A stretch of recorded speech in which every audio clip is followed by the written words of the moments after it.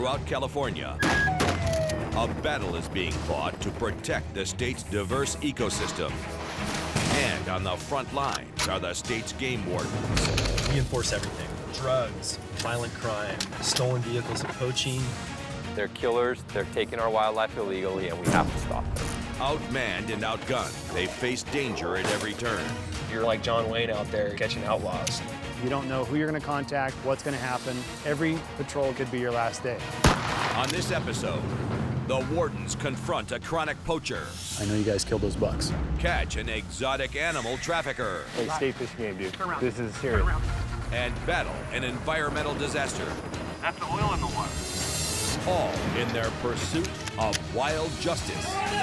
We are the last line of defense, and without us, you have no wildlife.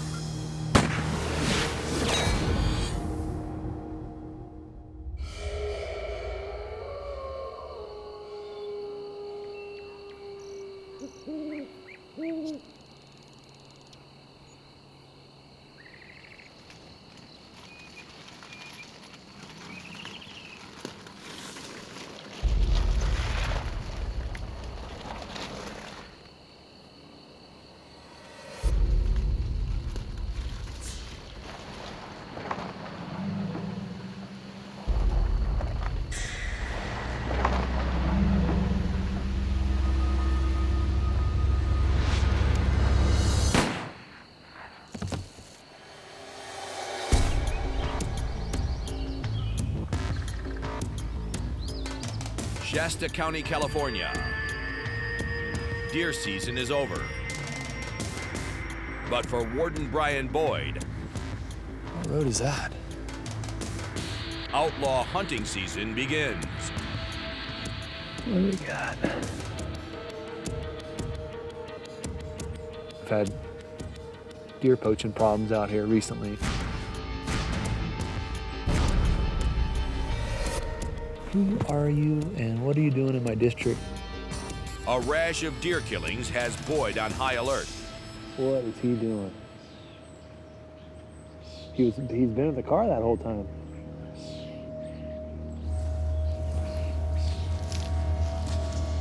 Oh, I am so curious. He's wood cutting, but what's he doing out here? You don't just stand around out in the bush for no reason. We're in the middle of nowhere. I want to find out what he's doing. Okay, come on. He's moving. Dude, I'm on this guy like a rat on a Cheeto. Okay, now I want me some action. Yes! Talk to me, Gizmo. Come on. Easy now, easy now. Where's that little boy? If he's moving, maybe we can move without being seen or heard. I hate to lose this guy. That's gonna really bum me out. And it's just an old game warden joke from way back. You know, when you talk to somebody and they've got a load of wood coming out of the woods, the guy's got a bloody load of wood. You know, it's not that the wood's bleeding; it's the deer underneath it. It's a white vehicle. There it is. Let's just have a little look here and we'll see. Hey, what's going on, man? You got live oak or what is it? Black oak and there's some walnut in there. You need some wood? Well, I got a buddy that's looking for some wood. What's your number? Do you have it on there? Or? I don't have a phone. Oh, no phone? Okay, well, it should be good. It looks dry. Good luck. All right, dude, I'm gonna get out of here. I'm gonna go deal with some calls. Poaching or something? Yeah. I just see this truck. It's been sitting in a factory somewhere. The woodcutter is clean, Hey, take it easy. Me too. but he tips Boyd to a suspicious vehicle further down in the canyon. Well, somebody down there. I don't know what they're doing. We're gonna find out. I'm gonna run down to here. I want to get on foot.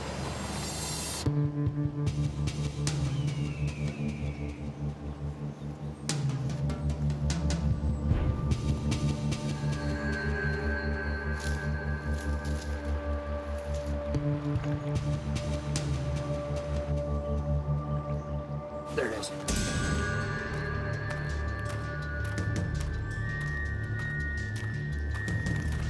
How you doing? State Game Warden. Keep your hands where I can see them, please. You're not snagging salmon or anything? Looks like you got small gear. Okay. I was catching bass. Okay. You any good? Not really. Okay. You guys are wild justice, huh? I don't know who these guys are for, but they're off the hook. Do you have any fish with you at all? Anything in the car? Okay. Do you mind if I check any coolers? Perfect. No coolers? Perfect. Anything in the back at all? Nope. No snag gear on the other pole or anything? No. Okay. I don't even know what snag gear is. Oh, big triples or, you know, big hooks? Nope. Okay, perfect. Appreciate it. No problem. You have fish lines to take a quick look at? Yes, I do. Okay. Thank you. If you see kids down here snagging salmon or whatever, please call me, because it'll happen pretty soon here. I see a lot of poachers where I live, too. Do you? Where at? Yeah. The fisherman gives Boyd the poacher's address.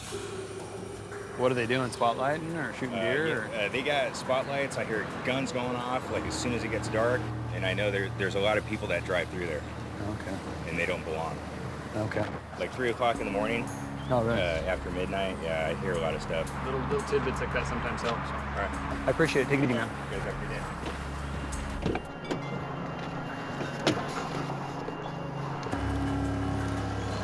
I need help from the public. I can't do this by myself. That kind of stuff gets the ball rolling, and a lot of times will, just start a big snowball effect into a great case. As Boyd pursues his new lead. High up in the Sierra Mountains, Warden Steve Ulrich is on the lookout for illegal woodcutters who are jeopardizing local wildlife. This area right here is where there's been some illegal wood cutting activity. People are cutting green trees down. There's no excuse for cutting those green trees down. They provide habitat, shelter, cover for animals. Habitat destruction is a primary cause of species extinction.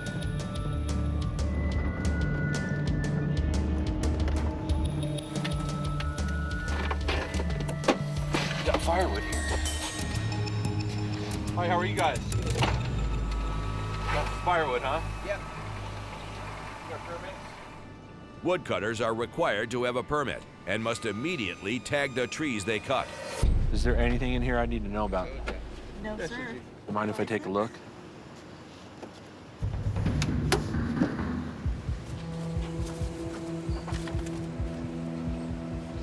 So here's some used firewood tags. So he knows to fill them out. But not for today, he didn't.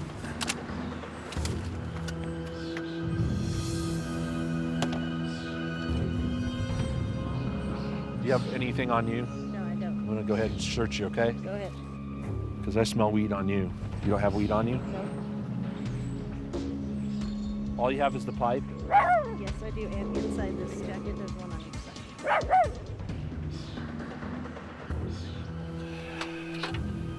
22, 23. Ulrich calls it in. I got a wood cutting violation. You guys can both dump all this down the hill right back down there.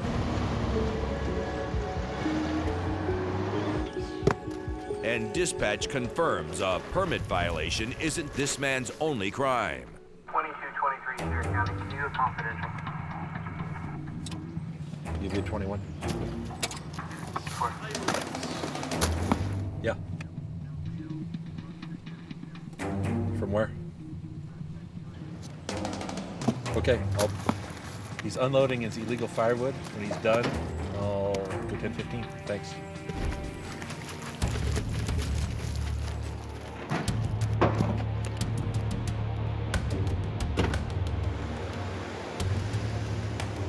I need you to step on out. And you know why, right? You have a warrant for your arrest out of Sac County. Go ahead and turn around, put your hands behind your back. Turns out he has a no bail felony warrant for drugs out of Sacramento County. So we're gonna take him to jail. So there's no way I can even get bailed out before then? It's no bail warrant. Oh. There's no bail. You gotta go to the judge. Judge wants to see you. Step on over to my car door over here. Leg in.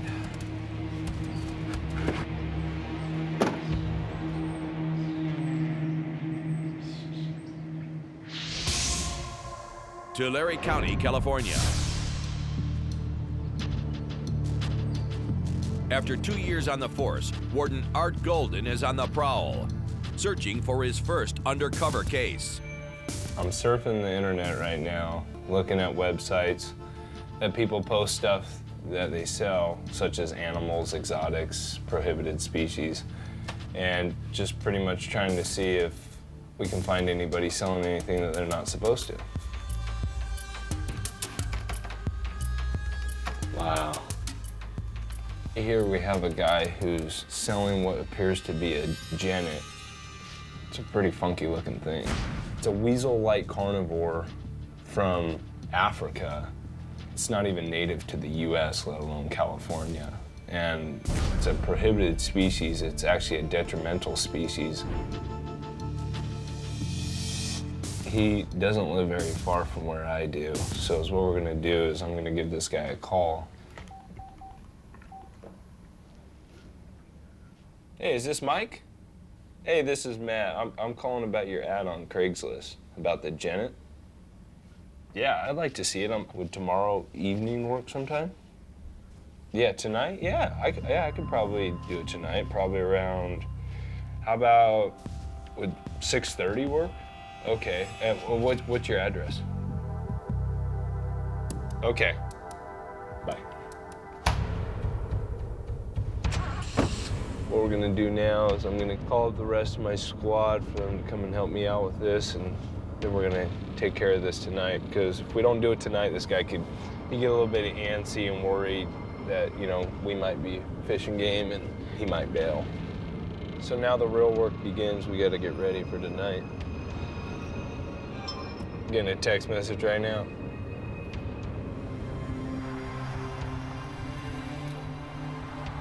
It's from him. He's asking, you're not animal control or fishing game, right? He definitely knows what he's doing is wrong. Tulare County, California. Seeing a posting on Craigslist about a genet. After tapping into the black market of exotic animal sales, A genet is a weasel-like carnivore. It's a prohibited species from Africa. Warden Art Golden leads an undercover buy bust. Hopefully everything goes smooth. We go in there, make contact. We're gonna take a look at it and see if we can purchase this genet. We're gonna get this guy outside, hopefully, then identify ourselves state fishing game. I'm gonna put this pin camera on you so then your compadres can see everything that you're doing. We'll just stick this here. Hopefully that'll look kind of natural, hopefully. It's like you had a pin in your pocket or whatever. Let us know once you get the situation controlled, and we'll come in and we'll be the uniforms to do whatever we gotta do. Hopefully we can get the guy to go out there, take the whole cage out there and everything and do it out there. That's ideal. Okay, there's your money. All right. I'll put it in my other wallet. It's $9.50. It's serialed and accounted for, photocopied and everything. We need to roll. Kind of get a little bit anxious. You know, you don't do this every day, and you don't have communication with dispatch and, you know, your other wardens, and it's, you know, it's just a little bit different. Basically, me and the other officer, we have a gun, we have a taser, we have cuffs, and we are our vest. That's it.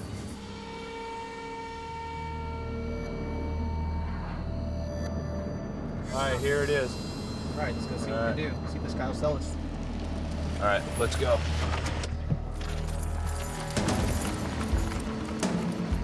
Backup units wait around the neighborhood in case trouble erupts. Hey, Mike? I'm Matt, my good buddy. Let's take a look at it. Sure. Holy smoke. Ooh. Damn, dude. It is a boy, right? Okay. Well, he's a little bit smaller than what we were thinking. After like a few days, I would let him out if you could. I don't know if you're In the room? I don't know if you have a bunch of stuff in the room or not. tough couch. Like, I mean, if it's a spare... He's not gonna... Is he gonna... No. He doesn't... They don't tear he's going. That's what I'm saying. When he's ever ruined of mine is a pair of headphones and a charger. You know what I mean? Like, that's it. You don't put your hand in there. You don't blood. You know, they bite pretty hard. Throw them outside. Like out in the backyard. There's no catching him when he's out. Once he's out, he's gone, huh? And it's a lot faster than a cat. He can jump like a cat then. He can jump like as high as my head. Holy smokes. He's quick. So what about the first time that I feed him? The only thing I'm afraid of is like, you just put the food in here. I feed him to the bars. You know, if I'm just trying to do it real quick, I just put the food in here. So if I got caught with him, would I just like, I lose him? They would take him away. Okay. But yeah, I have pictures of him on my Facebook. Just don't have little kids come in the house and see him and get bit. That's when you get in trouble on, when it's like, dude, you had this. It's gonna rip your damn things out. So don't let him outside. Okay. For Golden to make his first undercover bust, money must change hands. So you're asking 1200 for him? I did my research. Yeah, I should be able to get one from 8 to 1300. I mean, so that's a pretty big. That's what I paid for him was 800. I got him small. I spent like 800. My dollars driving this off driving back, dude. I mean, if you want to. Well, I was talking with my wife about it, and you know, we were looking at our savings, and she said, ask if he'll do it for 900. Would you do it for 9? I mean, if you can be 950. Really? He's active. He knows you're leaving. You got him out to the truck. Oh, yeah. All right. With the deal done, Golden steers him outside, where the rest of the team is waiting to pounce. Let me get the tailgate. Should he be in the back? How would... Okay, let's go in the back. Okay. We're just gonna make room right here. I'm just gonna put this stuff back here. Alrighty. Hey, skate fish man, dude. Turn around. Hey, do not go in the house. Hey, no, it's okay. Do not go in the house. In Tulare County, You got him out to the truck. All right. Warden Art Golden is leading his first undercover bust. Hey, do not go in the house. Hey, no, it's okay. Do not go in the house. The charge, sale of an exotic animal. Hey, Roland. Just for our safety, man. I got some questions for you still, okay? I'm not gonna get like arrested or anything, am I? You're detained until we can make the situation safe. We're here just because of the restricted species that you have that you're selling. You obviously know that you can't have that. Yeah. Okay, so what's on honest truth? How long you had them? I've had them for about 10 months, maybe. Okay. Where did you buy them? I got them from some guy in Riverside. Riverside? Yeah. I paid $1,300. So you paid $1,300 for I it? was just trying to get him, a little bit back. The problem with it is if something did ever happen, like you told me, and if it goes in your backyard, jumps the fence, next thing you know, it's out and about, and it could go through your neighbor's doggy door and, mess with someone. I mean, there's potential danger there. Yeah, I got a freaking little wolf out there, dude. She's a hybrid. You guys aren't gonna take her, right? She's a sweetheart, dude. Hey, Please don't. hey, okay.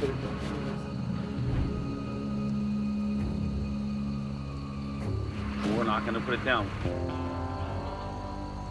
This is a big deal. Our department takes these things very seriously because second to poaching, these are the biggest threats to our wildlife. All right, let's get out of here.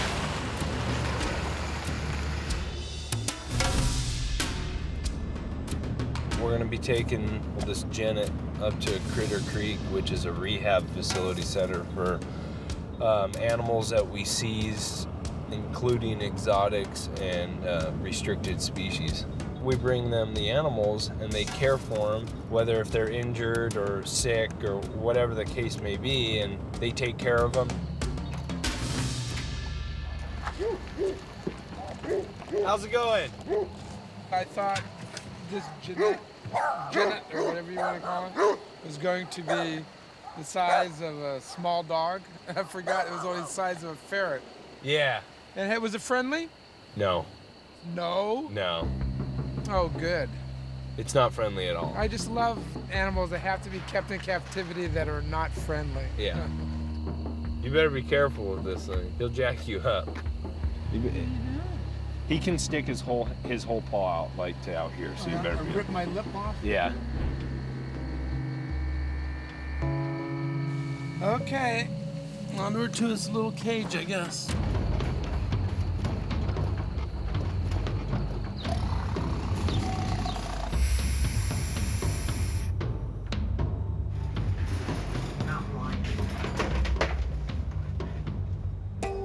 It's not like we take this animal and then we're just gonna put it down and dispatch it, you know? This thing's gonna be taken care of. I mean, it's gonna have the comfort. It's definitely not gonna suffer.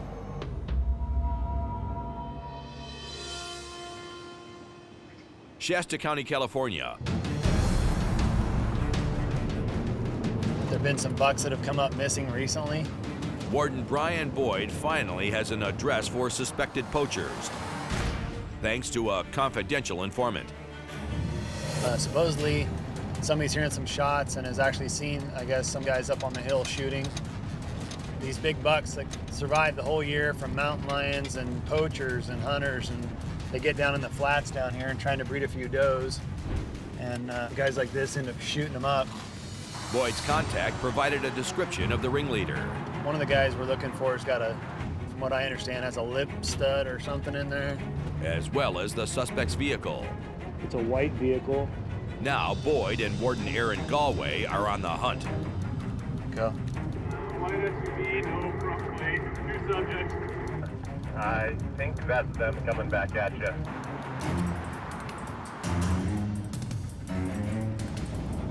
Go ahead and, if you can't get him stopped, double back and I'll set up here real quick and see if I can get him. I'm double back now, but I got a vehicle ahead of me and I'm a couple hundred yards behind at least.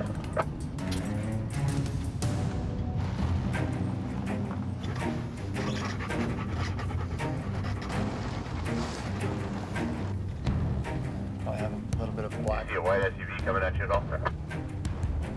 Negative yet. Okay, I got it coming my way now. He says, I don't want to go talk to fishing game. Okay, they're headed southbound, the first driveway to the right.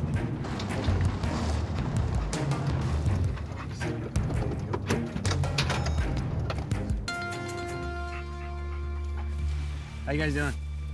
Not too bad. State Game Warden. Do you have any guns or knives on you at all? No, nothing. Do you have a driver's license or anything like that you can take a look at? You said no weapons on you? No. Okay. Rig isn't stolen or anything weird like that? Okay. Do you know these folks here? Yeah. Friends, family? Yeah, friends. Okay. You guys hunters at all? You like to hunt? Yeah. You guys do any deer hunting this year? Nothing? I'm gonna be totally straight with you, okay, Breon? Here's the deal. There's a lot more to this. Usually game wardens don't just show up at your house on accident. Okay, I'm gonna be totally straight up with you. I know you guys killed those bucks, okay? A couple of nice bucks.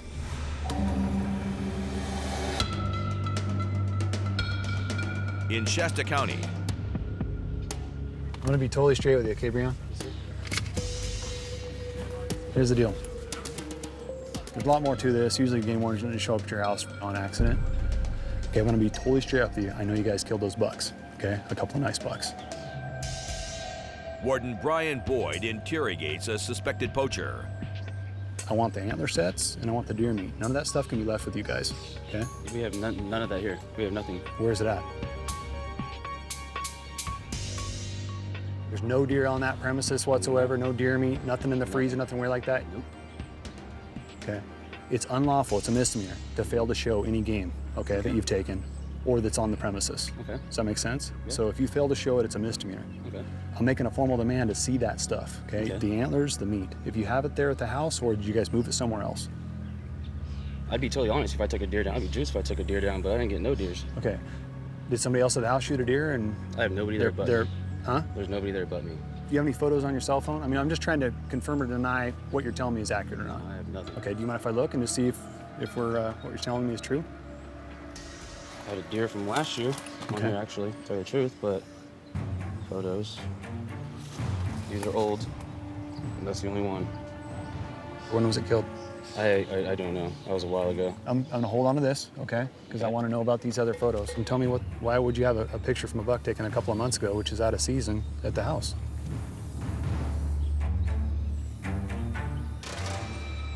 I took a picture. You want me to talk to you privately, dude? Yeah, this Is that come here? Can I put that in? Can I take one of these? Take one. All right, thank you. Okay. Come here. Damn. Come here. Okay, now let's talk. All right. Okay. Tell me the straight skinny, dude. Straight skinny? Yeah, that was straight months skinny. ago. I had a few people in my house. Who shot the buck, dude? You know. Come on, Brian. I had nothing to do with it. I don't even know where they got that deer at. You're telling me you were not with them when it happened? I put that on. I wasn't with them. Who has the head? You don't throw that stuff away, dude. Come on. Honestly, I don't know who has that head.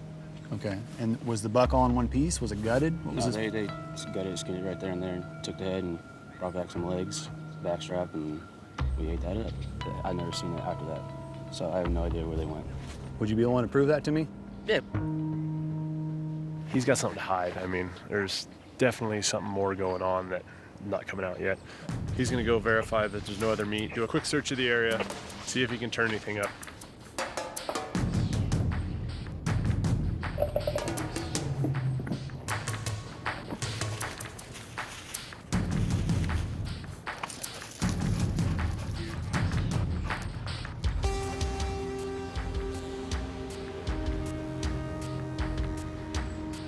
This was back in my refrigerator. I don't really know what that is, so. Okay. Okay, it is deer meat. Okay. Says backstrap on it. It does say backstrap on it. There's no deer on that premises whatsoever. No deer meat. Nothing in the freezer. Nothing weird like that. That's a deer leg right there. Do you know where that's from? That's probably from that deer. Appreciate it. Okay.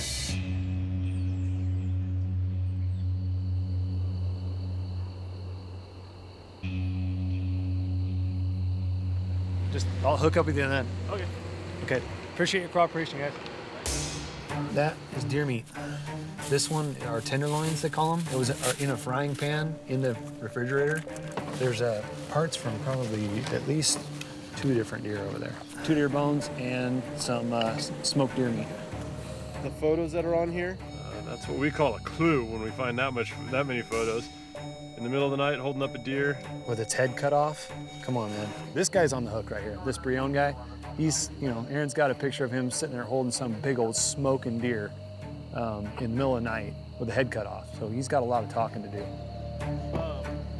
From my understanding, there was some complaints around from neighbors that there's been some deer slaying happening, and somehow we fall into it. All it really can do is wait and see. And my phone's getting took. Some kind of investigation into it.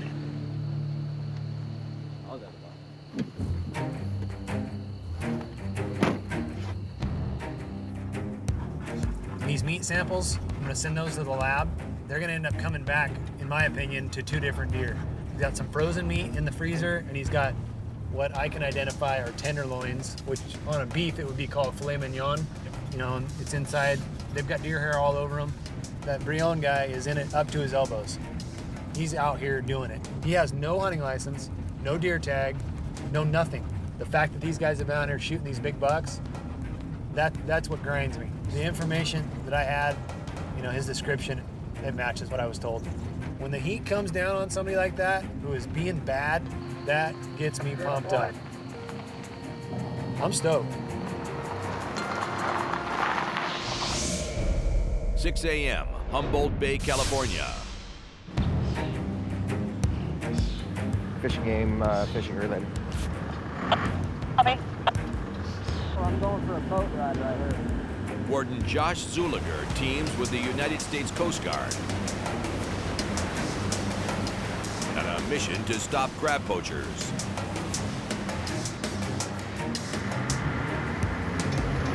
Pete showed him up.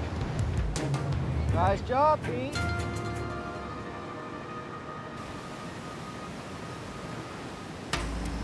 The reason for us all being here, be it a tan uniform or a blue uniform, it's for the resource protection. Crab season opens at noon today. and anybody who's setting gear early would be in violation of fishing game code. So this is a huge fishery, a lot of competition in it. They're getting $3 a pound this year, so there's a lot of guys that are anxious to get out here and make some money. We have a warden and a helo. It's going to be keeping an eye on these guys to make sure nobody gets an early jump on the crab season. We're going to hit the 42. Good. Most of these guys make most of their money off the crab season, so if they overfish it and they're not following the regulations set by the state, then 4 or 5 years from now there might not be any crab left here for them. The fact that we get California Fish and Game on board to help us, that's just a big plus for us. They have the expertise with the fish, and we have the expertise on the safety, and it's a really good team. Zuliger spots a crab boat. Call him up. Hey, good morning, Captain. I just want to do a quick check. Did you get your dockside examination this year? Over? With a boat full of pots, the fisherman hasn't started crab season early. You want to ask me anything about whether or not he's got the California permit and stuff? No.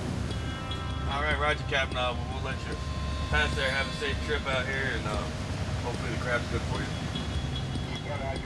None of these commercial fishermen know that there's a game warden on board this cutter at this point. I'll stay pretty low profile and not let the word out that there's a game warden on board.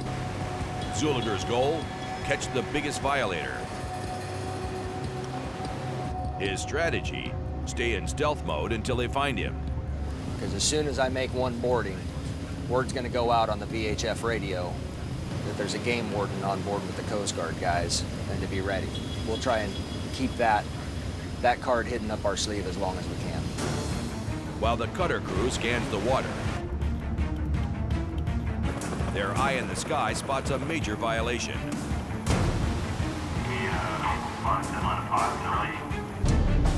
It's a mile and a half long. 9 a.m., Humboldt Bay. It's a mile and a half long. Let's take a look at that string and see what's going on there. Fish and Game teams with the Coast Guard to stop crab fishermen from illegally getting a jump on the season. As a result of the overflight by the Coast Guard helo, they noticed 1.5 mile string of pots. We'll find out if they're cheating the system or not. Some people try to get a little jump start on the season. They'll try and get their gear out and set it just to get the edge. And if you can get an extra 12 hours of soak time in your pots and you catch an extra 6 crab per pot that the other guy doesn't, it's a pretty good financial gain. Ready? I'm ready. It's still hours before crab season opens. So if traps are in the water, the boat setting them is in violation. And I have the numbers for the northwest spot of the string off of the helos report. We'll go northwest then and work our way south.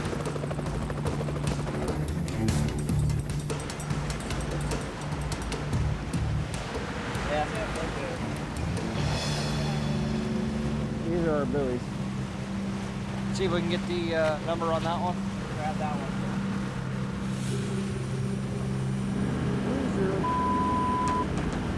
The buoy's registration number leads Zuliger right to the crab fisherman who set them. Outstanding work. Good job. Thank you very much. Yeah, he's just like a 22-foot aluminum with an outboard. With 1.5 miles of illegal pots, this is the big fish Zuliger wanted. That's your boy right there. Yep. He comes out of stealth mode to snare his target. There he is, right there, backing out. Jason, I'd say just wait until he clears out of there, pop on board and talk to him here in the harbor. What's happening, fellas? You guys running gear all day? No. No? Just since they signed the whistle. What time was the whistle? Well, I thought it was at 8. We set one load, and then the sport guy told me, and I was like, holy. Yeah? How about being the only boat out there? Didn't dawn on you? Not even. I mean, it was like, man, you know how. Talk to me, man. Okay. Talk to me. It wasn't like I was trying to go and break the law. We honestly thought that we were doing the right thing, and we set the load, and we we kind of scratched our heads a little bit, and when we came back in, the sport guy told us. Well, you have your commercial vessel registration, commercial licenses for both of you, and photo IDs for both of you?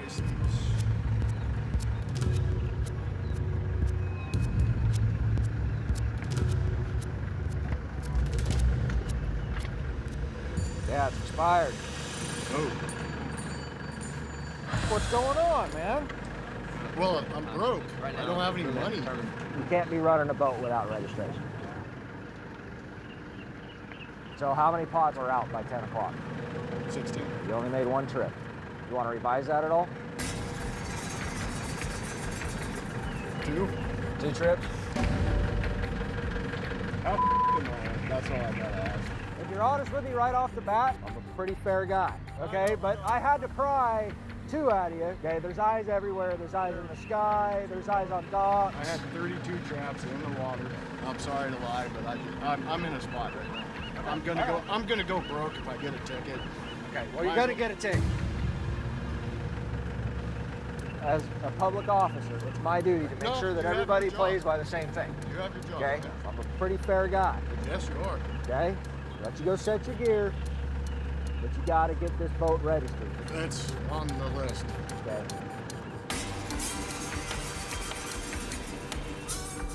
What am I gonna do? Seize his gear? The guy's trying to make a living. He screwed up. What I don't like is that he lied to me. You gotta pay attention to the rules. Okay? I'm not looking to ruin this guy's life for making a mistake, if that's in fact what it was. I'm gonna give him a citation and let the courts decide. That's my job. Could have gone a lot worse, that's for sure.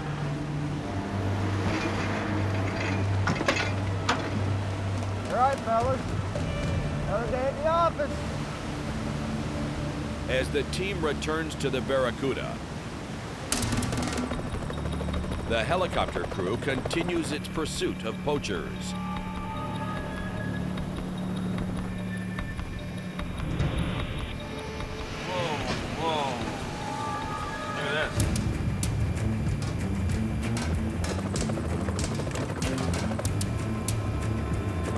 That's the wheel in the water.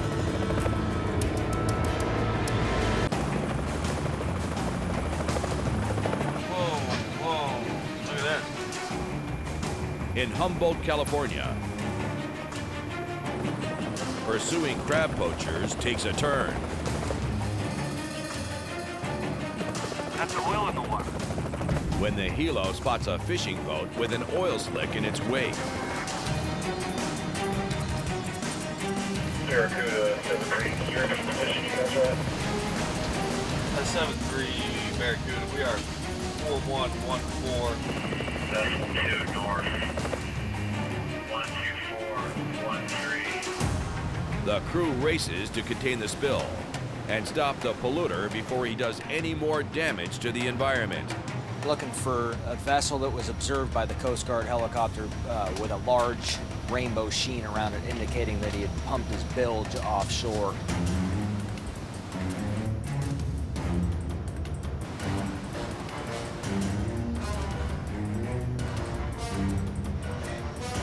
There you go. Off your starboard beam here. That might be it all.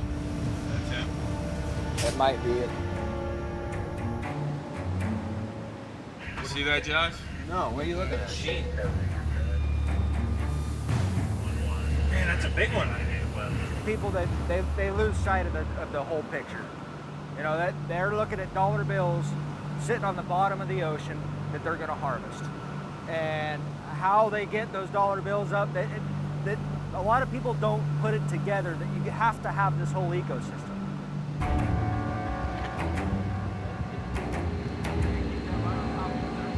That's thin. That's like fuel. Yeah, it's fuel. So if I can get enough product on a sorbent pad, I can send it to my lab and match it up with anything that I pull out of a boat that's out here out of their bilge.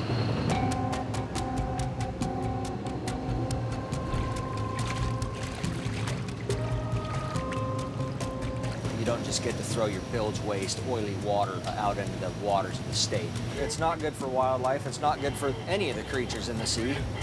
Oh, it'd have a huge impact on the waterfowl out here. They get oil sheen on them, and they're unable to preen their feathers, and they get hypothermic and die. It doesn't take but 10, 20 gallons to create a sheen that's 100, 200 yards big. Put that kind of numbers together, you start having every boat out here, you'll have a whole entire coastline sheened up, affecting every bit of wildlife that's out of here. Evidence collected. It's time to board the boat and question the captain. We're gonna go take a look at that vessel, look for any indication that he has pumped his bilge. See if we can talk to the skipper and see what happened. How you doing?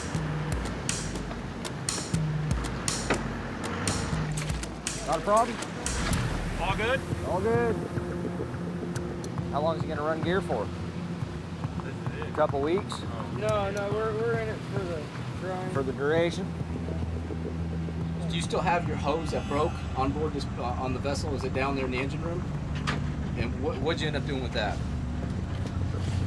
I threw it over the side. You threw it over the side. All right, yeah. The captain signs a statement declaring a broken hose caused the spill. How big a section of this hose was there? It was actually about that long. Actually the hose had a crack in it, and it'd been just leaking. It was a big hose about that long. Okay. Despite the captain's claims, Zülliger's not hooked on his story. Something tells me it was just somebody hit the bilge switch since they're offshore and took advantage of easy way to clean the bilge. And then if we could just go down below, I'd just like to see where you had those repairs taking place. I'll show you. You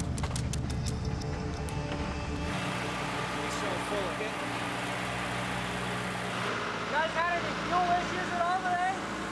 No fuel issues? All right. Telling me you replaced that hose right there. I did. But you didn't lose enough oil out of the system. I know damn well you hit the bilge switch.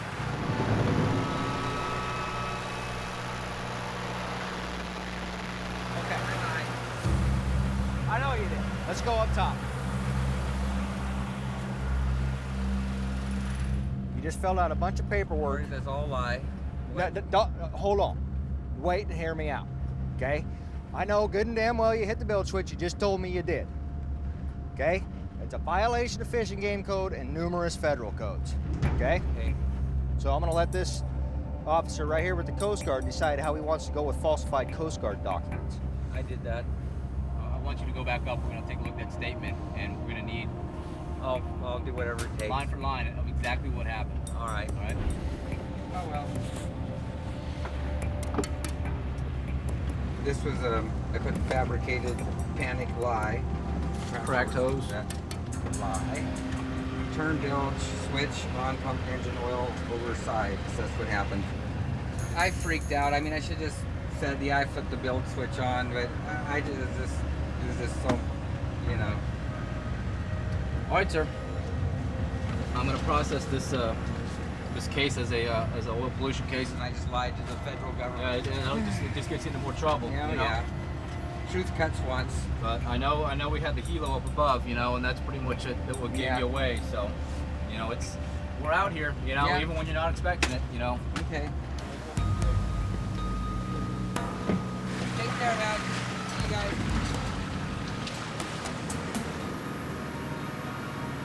Rub their nose in their lie. Then always take them down.